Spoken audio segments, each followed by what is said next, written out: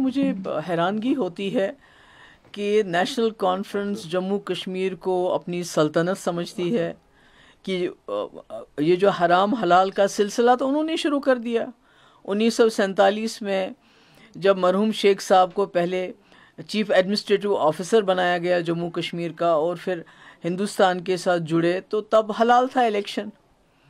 جب وہ وزیر اعظم بنے تو تب حلال تھا. جب وزیر اعظم سے ان کو ہٹایا گیا تو پھر الیکشن 22 سال کے لیے حرام ہو گیا. 22 سال تک وہ رائے شماری کی بات کرتے رہے. اس کے بعد 75 میں وزیر اعظم سے وزیر اعلیٰ بن گئے، پھر الیکشن حلال ہو گیا ان کے لیے. اور اس کے بعد 87 میں جب یہاں جماعت اسلامی اور دوسری جماعت اسلامی کوئی پہلی بار الیکشن نہیں لڑ رہی ہے. سید علی شاہ گیلانی صاحب مرحوم بہت پہلے سے الیکشن پروسیس کا حصہ تھے، مگر 87 میں حلال کو حرام کس نے بنایا ہے جماعت کے لیے الیکشن کو، یا دوسری جماعتوں کے لیے، یا مف کے لیے؟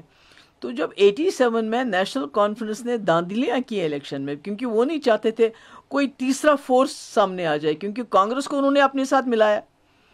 تو جب تیسرا فورس سامنے آیا مف کی شکل میں، تو انہوں نے داندلیاں کی، جس کی وجہ سے جتنی بھی اور جماعتیں پولیٹیکل پروسیس کا حصہ بننا چاہتی تھی، ان کے لیے انہوں نے الیکشن کے دروازے ہمیشہ کے لیے بند کر دیے.